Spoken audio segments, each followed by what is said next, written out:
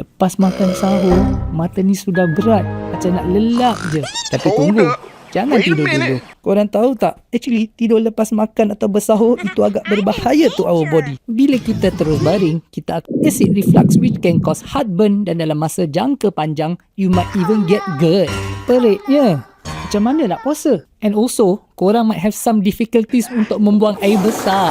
Dan lebih teruk lagi, sembelit. Water intake pun main peranan besar dalam proses penghadaman makanan. Kalau air tak cukup, perut korang standby lah. Confirm kehausan juga. Our digestive system memerlukan sekurang-kurangnya 2 jam untuk proseskan makanan di dalam perut. Kalau kita terus tidur selepas makan, our body won't be able to absorb all the nutrients.